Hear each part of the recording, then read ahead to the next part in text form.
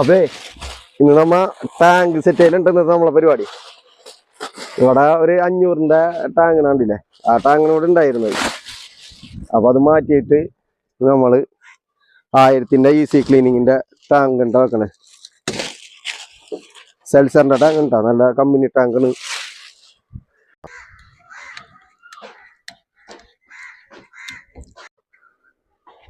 അതന്നെ വെച്ചോ.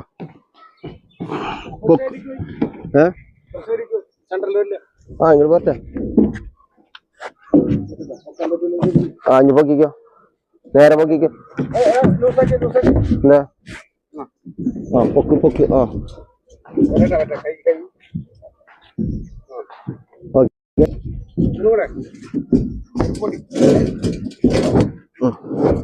Okay.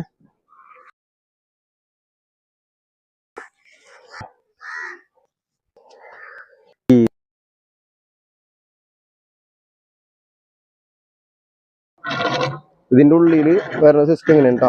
Okay, ഇതിന്റെ ഒരു എയർ ഉണ്ടാ. ഇത് എയർ ഇവിടെ കൊടുത്തില്ല എന്നുണ്ടെങ്കിൽ, ഇത് ക്ലോസ് അങ്ങനെ ചെയ്യണമെങ്കിൽ ടാങ്കിലെ വെള്ളം റിട്ടേൺ അടിയിലേക്ക് പോകും കേട്ടോ.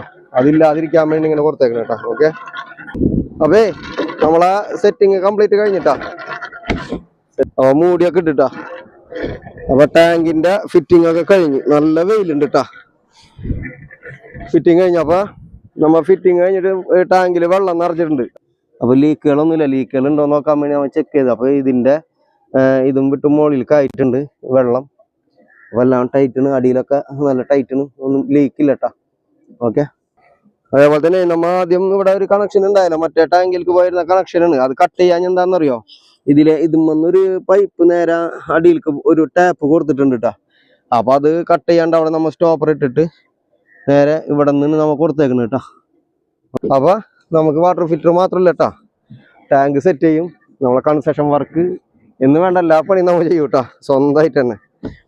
അപ്പൊ ഇന്ന് ടാങ്ക് സെറ്റിംഗ് ആയിരുന്നു, നല്ല വൃത്തിയായിട്ട് തന്നെ നമ്മൾ ചെയ്തിട്ടുണ്ട്. അപ്പൊ അപ്പം സ്ഥലമില്ലാത്ത കാരണം അതിലേക്ക് വെള്ളം പോവാതിരിക്കാൻ വേണ്ടിയിട്ട് നമ്മ ഒരു എൽബോട്ട് വെച്ചേക്കണ്ട, ഒരു പ്യൂരിഫയർ വെച്ച് 1465-ന്റെ ഒരു സിലിണ്ടർ വെച്ച്.